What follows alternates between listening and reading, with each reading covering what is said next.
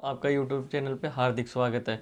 जिस प्रकार की अपन ने पहले के 2 वीडियो देखे थे उसमें मानव की उत्पत्ति कैसे हुई और मानव की उत्पत्ति टर्शरी युग के प्लाइसिन काल में हुई, तो जो कौन कौन से महाकल्प थे, कौन से युग थे, वो हमने अच्छी तरह देखे। उसके बाद कौन से कल्प या शक थे, उसमें 16 नंबर के कल्प या शक में प्लाइसिन काल में मानव की उत्पत्ति हुई, वहाँ तक का हमने देखा था।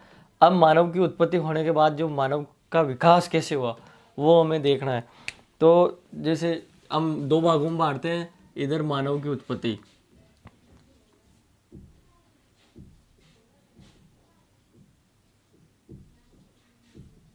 मानव की उत्पत्ति तो अपने को पता है कि टर्सरी युग के प्लाइसिन काल में हुई थी।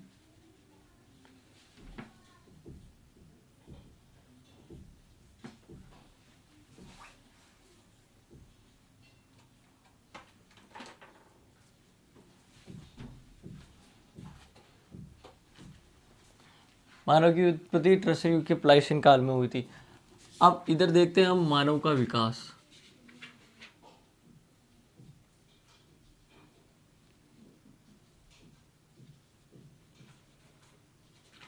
तो जो मानव का विकास हुआ था वो हुआ था पहले कपी, बंदर, कपी या बंदर के रूप में। इसमें हम स्तनधारियों का समूह देखते हैं।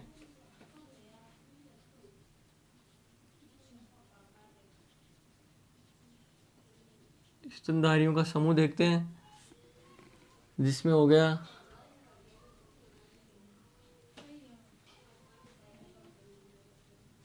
मानव, गोरेला, चिंपांजी, ओरंगटन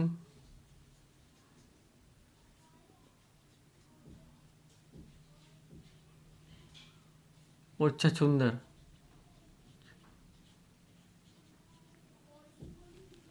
इस प्रकार हम मानव का विकास देखते हैं कि मानव कपी या बंदर के रूप में था। उसके बाद जो स्तनधारियों का समूह था उसमें मानव, गोरेला, चिंपांजी, ओरंगटन और छछूंदर के रूप में देखते हैं। अब जो मानव का विकास होता है वो मानव सर्वप्रथम तो रामापिथकस मानव होता है।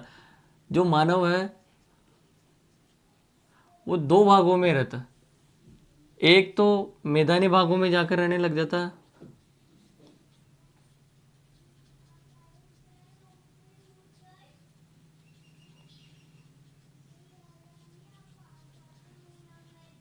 एक तो मैदानी भागों में जाकर रहता है और एक है जो जंगलों में रह जाता है।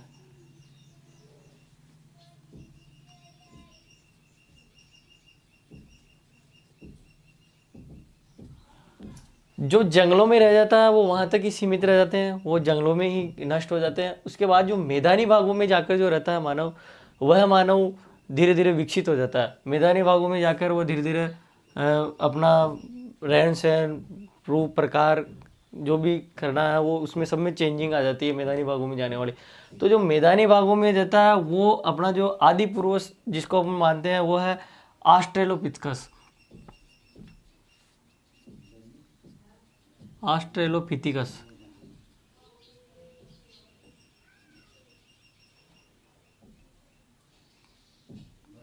ऑस्ट्रेलोपिथेकस।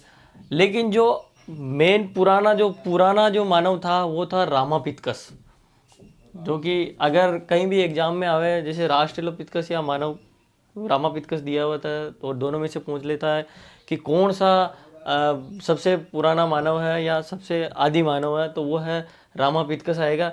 और अगर रामापिथेकस नहीं दिया है तो अपने आएगा ऑस्ट्रेलोपिथेकस, यानी जो इससे पहले का मानव है उसको मानते हैं रामापिथेकस।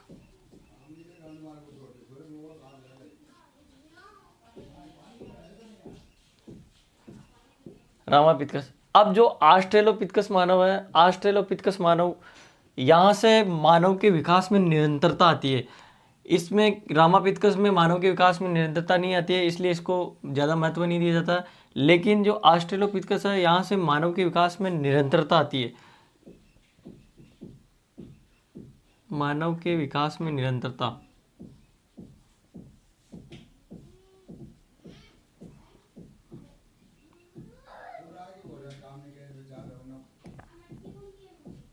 जो जो मानव के विकास में निरंतरता आती है वो ऑस्ट्रेलोपिथेकस मानव से आती है।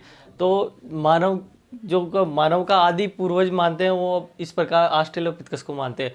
लेकिन अगर किसी भी एग्जाम में दिया हुआ रहता है, रामापिथेकस भी दिया हुआ है और ऑस्ट्रेलोपिथेकस भी दिया है, तो अपने को रामापिथेकस मानता है। रामापिथेकस में होता यह है कि यहाँ से मानव के विकास में निरंतरता नहीं देखी जाती है, लेकिन ऑस्ट्रेलोपिथेकस जो मानव है वहाँ से मानव के विकास में निरंतरता रहती है, इसलिए ऑस्ट्रेलोपिथेकस को ज़्यादा महत्व दिया जाता है। तो अब हम देखते हैं जो मानव के वो प्रकार है वो कौन कौन से हैं।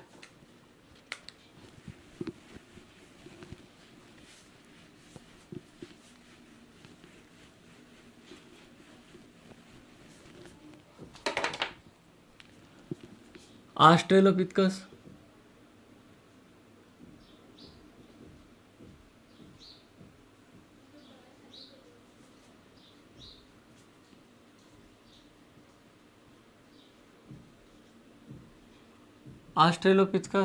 इसके बाद में आता है होमो हेविलियस,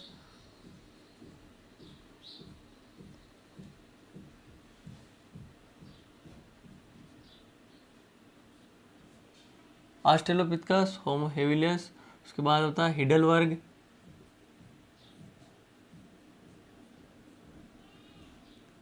इसके बाद में आता है होमो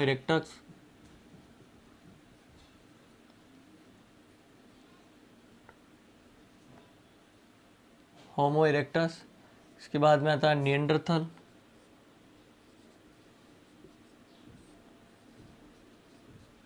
इसके बाद में आता है क्रोमैग्नन,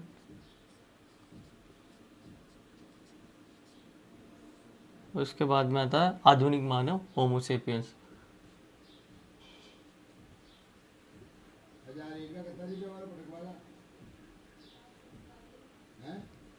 जो होमो सेपियंस है वो है आधुनिक मानव। और सबसे पहले था ऑस्ट्रेलोपिथेकस। तो ऑस्ट्रेलोपिथेकस मानव की खोज थी वो रेमंड डर्ट महोदय के द्वारा की गई थी 1924 एडी में। दक्षिणी अफ्रीका के ट्रांसवाल प्रांत में टोंग नामक एक स्थान था, वहां चूने की खदान में इस मानव की खोपड़ी मिली थी। ऑस्ट्रेलोपिथेकस मानव की यहां से मानव के विकास में निरंतरता,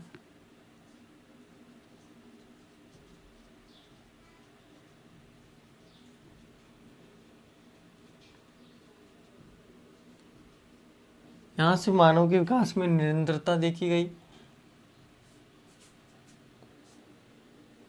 1924 एडी में रेमंड डर्ट महोदय द्वारा दक्षिणी अफ्रीका के ट्रांसवाल प्रांत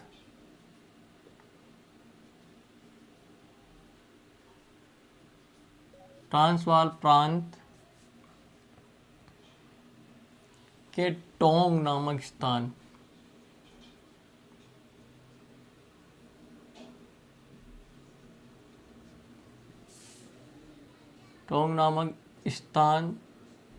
से चूने की खदान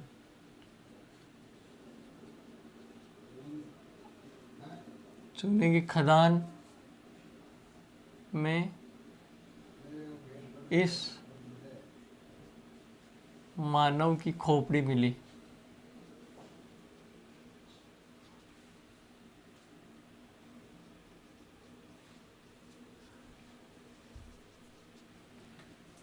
उन्नीस ईस्वी में रेमंड डर्ट महोदय द्वारा दक्षिण अफ्रीका के ट्रांसवाल प्रांत में टोंग नामक स्थान में चूने की खदान में इस मानव की खोपड़ी मिली थी। तो जो ऑस्ट्रेलोपिथेकस मानव है उसकी खोज रेमंड डर्ट महोदय ने की थी। उसके बाद आता है होमो हेविलियस। या हैव यानी रखना या लेना, लिस यानी कम, यानी होमो हेविलियस माना था वो हाथ का खुलकर प्रयोग करने लग गया। यहाँ से हाथ का खुलकर प्रयोग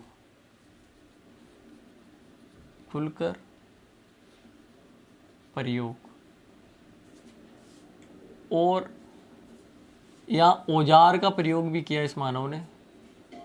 औजारों प्रयोग। उसके बाद आता है हिडलबर्ग, यह यूरोप में विकसित थे और वहीं खत्म हो गए।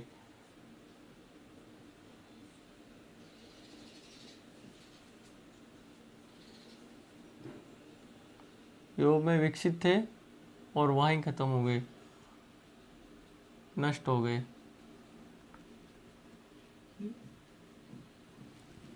ये क्या क्रम से है तो बीच में आता है, तो अपने को इसलिए पढ़ना जरूरी है, इसलिए ये यूरोप में विकसित थे और वहीं नष्ट हो गए। उसके बाद आता है होमो इरेक्टस। होमो इरेक्ट यानी होता है खड़ा होना, पहले मानव यूं झुका हुआ रहता था, तो होमो इरेक्टस यहाँ मानव एकदम सीधा खड़ा होने लग गया और सीधा खड़ा होकर चलने लग गया। यानी होमो इरेक्टस मानव था वो एकदम सीधा चलने लग गया था, एकदम सीधा खड़ा हो गया था। इससे पहले के जो मानव थे वो झुके हुए थे, वो काम।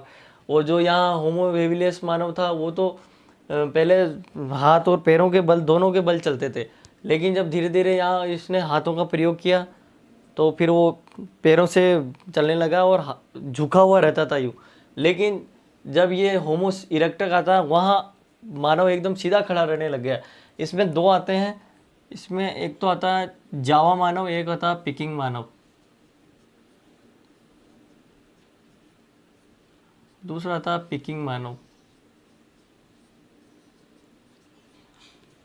यह एक नरभक्षी मानव था,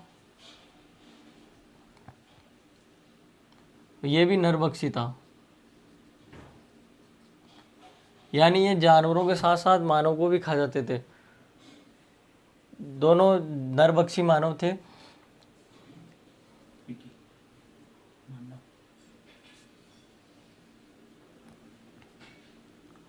जावा मानव नरभक्षी था और पिकिंग मानव भी नरभक्षी मानव था। यह जावा द्वीप में, यह जावा द्वीप में टिनिल नामक स्थान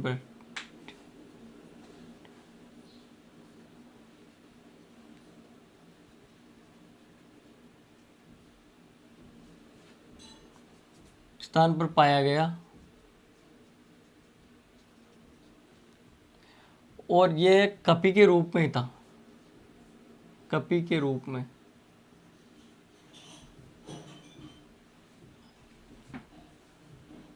कपि के रूप में था और टिनिल नामक स्थान पे पाया गया। इसने प्रथम बार आग का प्रयोग किया था, प्रथम बार आग का प्रयोग। या आ जाओ जो कि प्रथम बार आग की खोज किसने की थी, वो थी होमो इरेक्टस मानव में से जावा मानव ने खोज की थी। जो पिकिंग मानव था वो भी नरभक्षी मानव था। यह वर्तमान में जो अभी चीन में बीजिंग है, बीजिंग को ही पहले पिकिंग के नाम से जाना जाता था, तो वहाँ पिकिंग नामक जगह के हिसाब से इसका नाम पिकिंग मानव पड़ा। बीजिंग स्थान पर था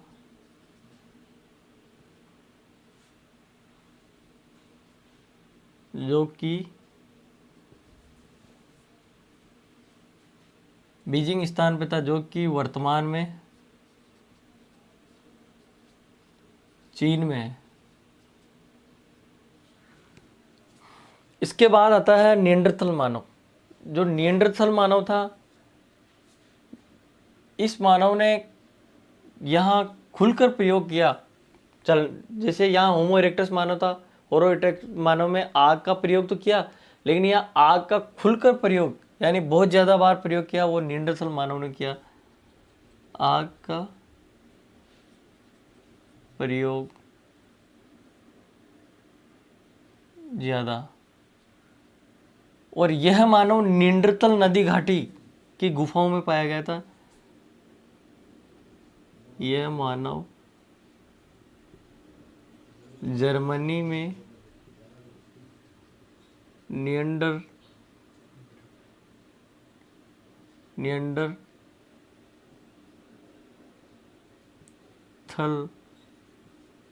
नदी घाटी गुफाओं, यह मानव जर्मनी में निएंडरथल नदी घाटी की गुफाओं में पाया गया, और यहाँ से मानव में जो महिला और मानव में तुलना का फर्क यहाँ से चालू होता है, और यहाँ से श्रम विभाजन का हुआ, श्रम विभाजन प्रारंभ,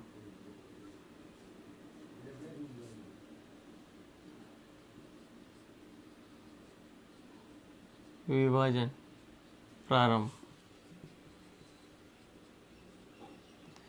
और सांस्कृतिक गतिविधियां भी यहाँ से प्रारंभ हुई, सांस्कृतिक गतिविधियां,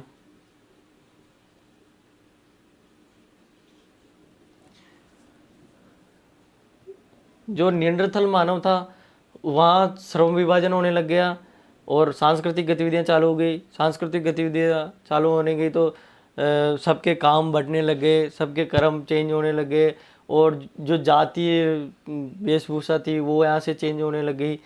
उसके बाद आता है क्रो-मैग्नन मानव। तो क्रो-मैग्नन मानव के अंदर यह अपने से जस्ट पहले का मानव था, इसकी मस्तिष्क क्षमता अपने से ज़्यादा थी। इस मानव की मस्तिष्क क्षमता, मस्तिष्क क्षमता आधुनिक मानव से ज़्यादा थी,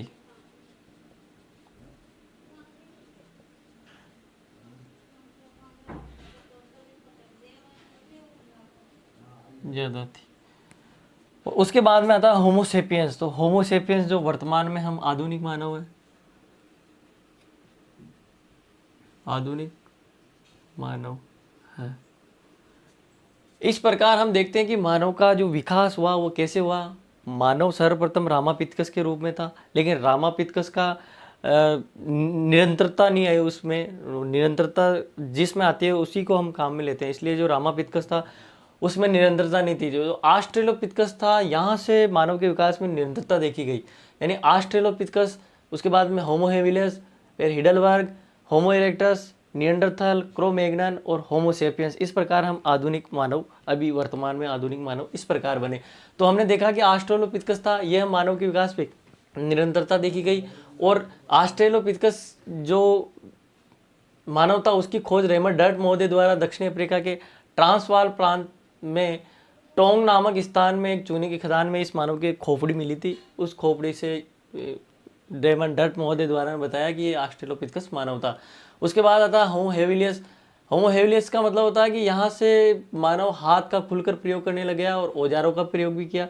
उसके बाद आता है हिडलबर्ग, ये यूरोप में विकसित हुए थे और वहीं नष्ट हो गए थे, ये बीच में आते हैं इसलिए हमें पढ़ना जरूरी रहता है। उसके बाद आता है होमो इरेक्टस। होमो इरेक्टस में भी दो मानव थे, जावा मानव और पिकिंग मानव। तो जावा मानव कपि के रूप में थे, नरभक्षी थे, और यह मानव जावा द्वीप में टिलिन नामक स्थान पर पाया गया था, और प्रथम बार आग का प्रयोग इसी मानव ने किया था। यानी कभी भी आ जाएगा कि आग का प्रयोग या आग की खोज किसने की थी, वो होमो इरेक्टस में जावा मानव ने की थी। उसके बाद था पिकिंग मानव, ये भी नरभक्षी मानव था और बीजिंग स्थान पर था जो वर्तमान में चीन में है, वहाँ ये मानव पाए गए थे। उसके बाद आता निएंडरथल मानव। निएंडरथल मानव में आग का प्रयोग ज़्यादा इस मानव ने किया था, और यह मानव जर्मनी के निएंडरथल नदी घाटी की गुफाओं में पाया गया, और यहाँ से मानव में श्रम विभाजन देखा गया, सांस्कृतिक गतिविधियाँ चेंज हुई, और यहाँ से मानव के जो कार्यशैली है उसमें परिवर्तन हुआ। उसके बाद में होता है क्रो-मैग्नन मानव। क्रो-मैग्नन मानव, इस मानव को हम आधुनिक मानव से जस्ट पहले का मानव बोलते हैं, और इस मानव में आधुनिक मानव से ज़्यादा मस्तिष्क क्षमता थी। उसके बाद आता है होमोसेपियंस, जो कि हम वर्तमान में हैं, आधुनिक मानव को होमोसेपियंस कहते हैं। इस प्रकार दोस्तों हमने मानव की उत्पत्ति कैसे हुई, मानव का विकास कैसे हुआ, ये हमने देखा। धन्यवाद दोस्तों।